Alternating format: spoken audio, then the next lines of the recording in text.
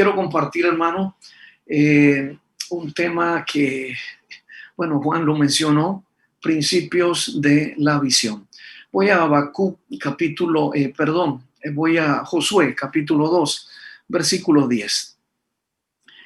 Y también ahí tengo Habacuc 2:1 para el que quiere mayores referencias del 1 al 3. Pero Josué 2:10 dice: y toda aquella generación también fue reunida a sus padres. Y se levantó después de ellos otra generación que no conocía a Jehová, ni la obra que él había hecho por Israel. Lo leo otra vez. Y toda aquella generación también fue reunida a sus padres, y se levantó después de ellos otra generación que no conocía a Jehová, ni la obra que él había hecho por Israel. Permítame orar. Padre, gracias te doy por todos mis hermanos escogidos, separados para esta hora, para este tiempo. Señor, en ti no hubo error, no hubo falla alguna. Y todos los que estamos aquí fuimos, como bien dijo Mardoqueo, tomados para esta hora. Señor, bendícenos, tómanos, ilumínanos, Dios, por tu Espíritu Santo, en el nombre de Jesús. Amén. Bien, quiero hablarles de principios de la visión. Tengo algunas preguntas, hermanos, a raíz pues de la lectura de este versículo. Pareciera no hablar de visión, pero cuando uno la analiza en el fondo, se da cuenta de que sí es así. Para mí, pues la visión tiene que darse o más bien enfocarse en el plano de lo que yo puedo ver y que a su vez Dios está viendo conmigo. Qué cosa, ¿no? Pero es ver lo que otros no ven, es apuntarle a lo que el ojo divino está mirando en tu mañana, en tu horizonte y en el contexto en que te mueves, ¿verdad? Siempre hay visión de Dios dispuesta para los corazones que la quieren, ¿verdad? Hay un versículo que dice, o más bien nos trata de llevar hacia allá, y dice que son, y voy a parafrasearlo, dice que benditos los que desean las obras de Jehová. Entonces, la visión para mí son aquellas obras maravillosas, aquellos designios que Dios quiere ejecutar con tu vida para un entorno que te esté rodeando. Entonces, las preguntas que tengo aquí son estas. ¿Qué pasó con la visión después de la muerte de Josué? ¿Qué pasó allí? ¿Será que ya no hay más visión de Dios para los tiempos que siguen si Él no ha regresado? ¿Será que conmigo se terminó todo y llegó el fin? ¿Será que tuve el concepto correcto de lo que era visión de Dios o solo alimenté la mía? Porque hay un contraste entre visión personal, ministerial, eclesiástica y visión divina. Si no hay visión de Dios, hay un peligro para el futuro de la obra de Dios. Dios jamás dejará su viña sin visión hasta el día final. Que no nos pase lo que pasó en aquella época, ¿verdad? Que dice la triste historia que se levanta una generación que lógicamente si no conoce a Jehová, tampoco su visión.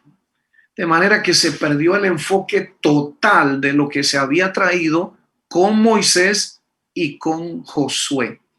Pero el problema, pues, lo hemos evaluado varias veces y notamos que el patriarca Josué no se dedicó a la transmisión de la visión como lo hizo Moisés con él de manera muy determinada. Yo hice un comentario una vez y dije, es que el problema es que Josué estuvo tan ocupado conquistando tantas tierras y matando a tantos reyes que no tuvo tiempo para enseñar acerca de la visión de Dios con Israel. Y trágicamente se levanta una generación sin visión de Dios, sin enfoque divino, sin saber qué era lo que iban a hacer realmente en la tierra prometida, y de ahí la catástrofe de Israel, el tiempo de los jueces, y cada uno hacía lo que bien le parecía porque no había visión. Así despierta el libro de Samuel, hablando de Samuel precisamente, de que no había visión de Dios con frecuencia en aquellos días. Triste historia, ¿verdad? Pero gracias a Dios, pues, se levanta un hombre que tiene otro enfoque, y luego de Samuel, pues, se levanta David, que trae una nueva perspectiva. Pero, hermanos, yo quisiera que viéramos ahora los principios que deben regir a un visionario. Yo lo llamo principios porque para mí son fundamentos que deben estar de manera muy particular en quien tiene visión de Dios. Nosotros tenemos una visión y yo no paro de decirla cada vez que aparezco, cada vez que hablo, y digo relevo generacional. Eso tiene todo el enfoque y tres pilares fundamentales que ya se han dado a conocer, y entre esos, búscame el niño de los panes y de los peces, el orden de la casa y la plataforma para la nueva generación. Cuando se tiene una visión, hermanos, hay que recordar que algunos principios nos deben regir. El primero de ellos es este: los gigantes de la fe dejan gigantes en su lugar.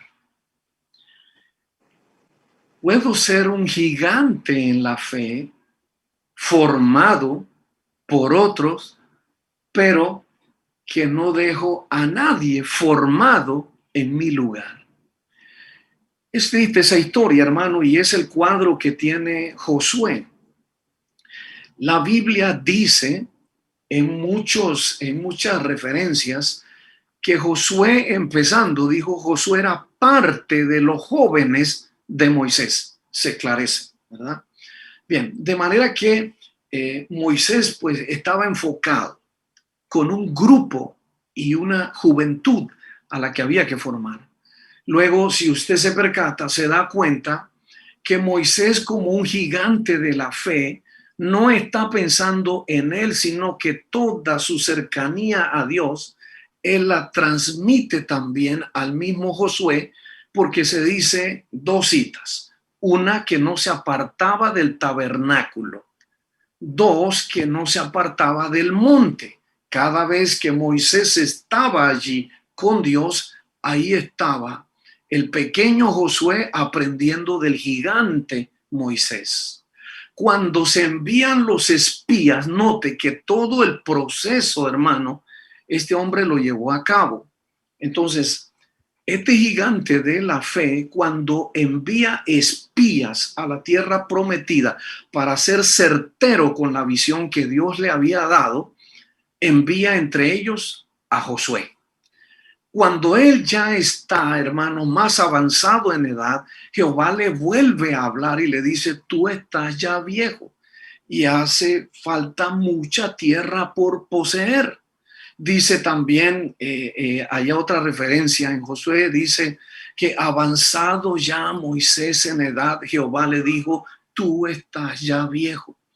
Y en Deuteronomio 34, versículo 9, dice que el espíritu de sabiduría vino sobre Josué porque Moisés puso o impuso sus manos sobre Josué. Moisés sobre Josué. Note que un gigante fabricó a otro gigante.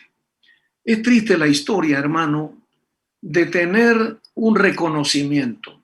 Y yo diría esto, permítame esta expresión tal vez un poco rara, Pero para mí un gigante es toda aquella persona que tiene por lo menos un seguidor, uno. ¿Sabes por qué? Porque uno te admira como grande. De allí, hermanos, que todos nosotros, en cierta medida, ¿verdad? No por el liderazgo, sino porque tenemos a alguien que nos sigue, somos gigantes. Entonces, los gigantes de la fe dejan gigantes en su lugar. Hermano, yo estaba leyendo la historia en Primero de Crónicas, en el capítulo 20, versículos 6 y 7, donde los israelitas ya al mando de David, dice la Biblia que entraron en guerra contra los filisteos y se citan tres guerras donde hay gigantes. En las tres guerras hay gigantes y se dice que fulano de tal, uno de los valientes de David, mató al gigante. Pero se cita aquel pasaje que usted y yo conocemos, que había un gigante, un hombre de grande estatura, dice el versículo 6 y 7, de grande estatura, que tenía 6 dedos en cada mano y en cada pie, 24 en total, y era enorme. Era descendiente de los gigantes y allí lo familiarizan algunos de ellos con Goliat. Dice que había un hermano de Goliat por allí, pero este particularmente, el de los 24 dedos, que se señala que era gigante, dice la Biblia, y Jonatán, hijo de Simea, hermano de David. Oiga eso, me llamó la atención porque la familia de David era matagigantes. Entonces, eso quiere decir que la herencia que yo tengo que dejar es precisamente esa. ¿Para qué? Para que la visión no pierda fuerza, para que la visión contemple, como bien oraba la reverenda Ruth, y no hace un momento, que les dé tenacidad, que les dé fuerza, que le quites el temor. Y la verdad, hermanos, es que nosotros tenemos que empezar a fabricar a los gigantes de la visión.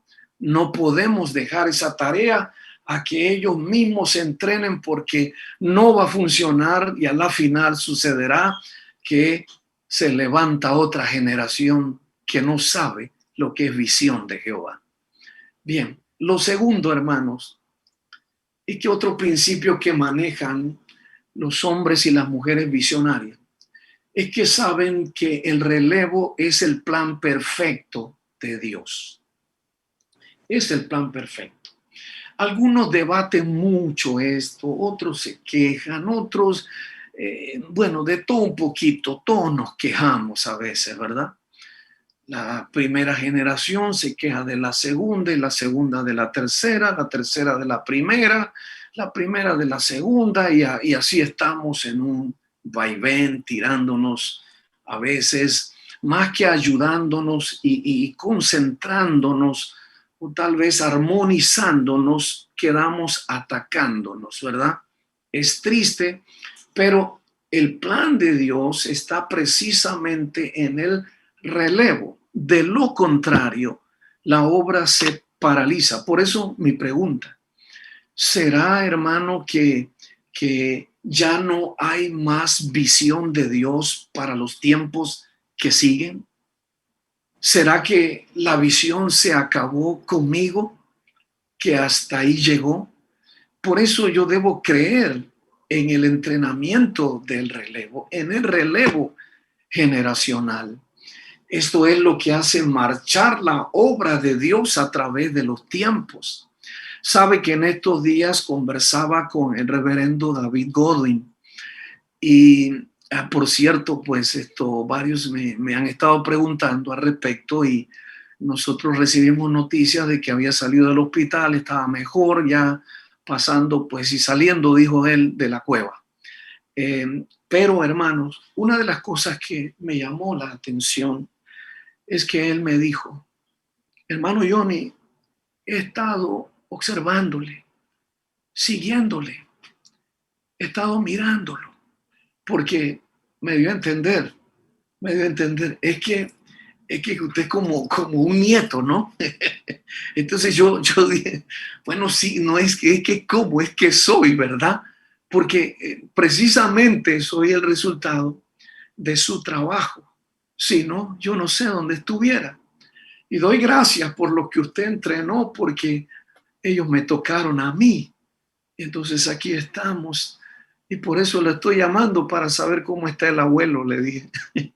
Hermano, la verdad es que si no creemos en el relevo, vamos a paralizar la obra de Dios. No preparar a nadie es de manera directa o indirecta paralizar la marcha de la obra de Dios. Dios, hermano, siempre va a batallar contra quien piense de esa manera o no haga nada en torno a eso. A veces los movimientos de Dios tienen que darse precisamente porque no creemos en el relevo. Y Dios tiene por fuerza mayor que, vamos a decirlo así, a veces hasta quitarnos, ¿verdad? Miren, siempre he hecho un comentario de Elías.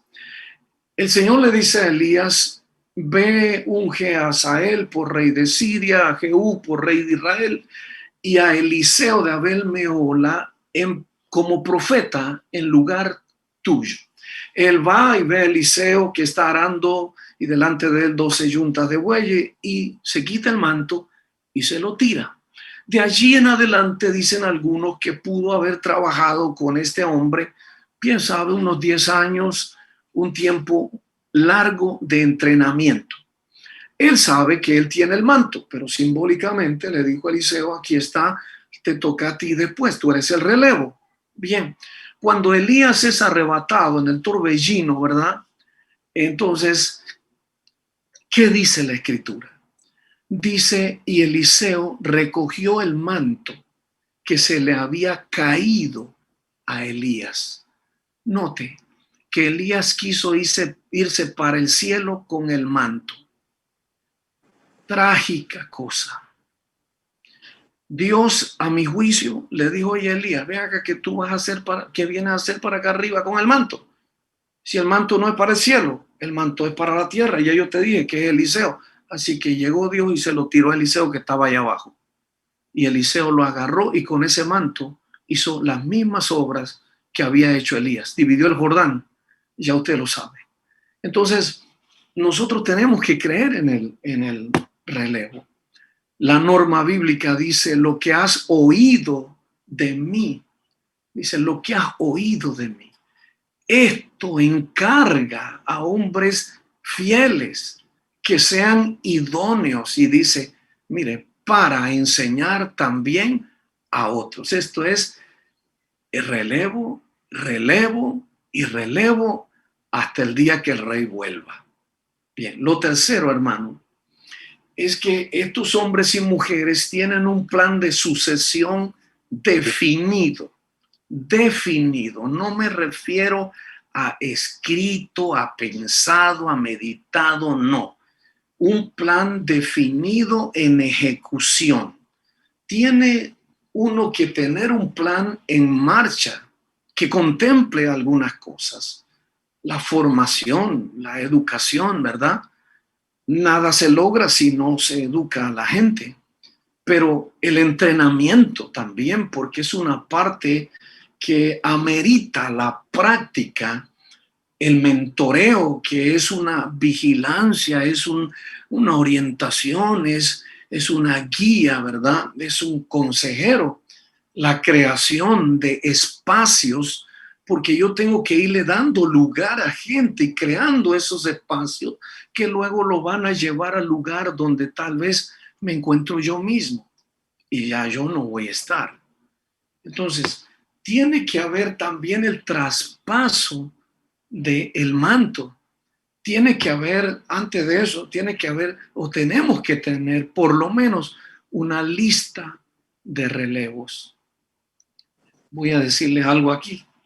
Un día nosotros le preguntamos al reverendo Lowell y le dijimos, reverendo, ¿por qué usted no se da la tarea de tomar a un grupo, o a uno, dos, tres, cuatro, cinco, a quienes usted considere que pueden ser sus relevos y los entrena de manera muy particular. Entonces él nos dijo, es que el peligro es que lo maten. Ese es el peligro. Pero nosotros dijimos, no importa, el relevo tiene que correrse esos riesgos también, pero tiene que haber un plan donde vamos a definir el horizonte. Ninguna organización ni empresa será eficaz hacia el mañana si no hay un plan estratégico que seguir. Y en ese sentido, aquí lo había seguido Moisés, como lo mencioné con Josué. Dese cuenta que él estaba en la lista, dice que era uno de sus jóvenes. Dese cuenta que él le dio toda la orientación.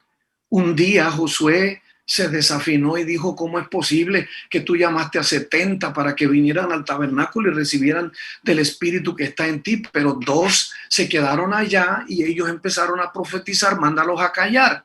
Entonces Moisés sacó la correa y le dio un entrenamiento, pero acá, ¿verdad? Formativo, educacional, y le dijo, muchacho, Dios lo que quiere es que todo Israel profetice, tranquilo. ¿Tú tienes celos por mí? Así le dijo. Entonces recibió formación. Pero el entrenamiento estuvo también allí. Le dio el tiempo para ir a la tierra a espiarla. Creó los espacios. Allí lo tuvo cerca del tabernáculo y cerca del monte también. Y note que también le traspasó el manto. Dios le dijo, toma a Josué. Eso está en Deuteronomio.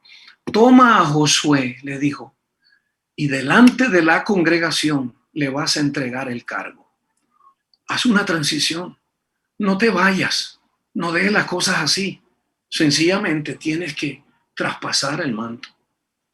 Yo sé que es cosa difícil, hermano, y la verdad yo le oro al Señor, porque una cosa es ponerme a hablar aquí, otra es que me toque el momento y decir, aquí está. Pero esa es la verdad bíblica. Entonces, mire, hermano, yo me puse a pensar algo y perdonen que peque, ¿verdad? ¿Cuántos me van a perdonar el pecado que voy a mencionar? Gracias. Por lo menos la sonrisa de Juan me dice que me perdona. A ver, a ver. He compartido, hermano, un testimonio personal de Jiré. Y nosotros en el año 2000 al 2002 empezamos por allí el programa de entrenamiento y de lo que estoy mencionando con nuestros niños. ¿Y sabe por qué le digo niños? Porque hoy, hermano, hoy, nosotros en estos días sacamos el conteo preciso de cuántos son realmente los que están involucrados directamente llevando la obra adelante y qué edad tienen. Todos ellos vienen de la escuela Jiré el Buen Pastor, la mayoría, y los otros hijos de nuestros hermanos. Pero desde niños empezamos a trabajar con ellos. Hermano, toda la plataforma que despliega Jiré en liderazgo, en transmisiones, en redes, en esto, en el otro, todo eso está a cargo ahora mismo de 45 jóvenes distribuidos entre líderes, tecnología, protocolo, producción, en fin, todo esto, y en diaconado también. La mayoría de ellos están entre el orden de los 14 a los 27, 28, lo más 30 años. Entonces, hermano, claro, conmigo están otros entonces, si hay un grupo menor de otros que tenemos otra edad, que estamos entonces mentoreando, direccionando, guiando, orientando, estableciendo las bases, pero dejándole lo estratégico a ellos. Entonces, perdone mi pecado, ¿verdad? Pero todo lo que está ocurriendo, yo le doy gracias a Dios porque yo no sé qué habría hecho como pastor para este tiempo. ¿Sabe qué hicieron ellos, hermanos? Antes de este último cierre, hasta el 14, me agarraron y me dijeron, pastor, vamos a hacer una maratónica ahora que podemos en estos últimos días antes del cierre. y grabamos todos los cultos total, hasta el 14.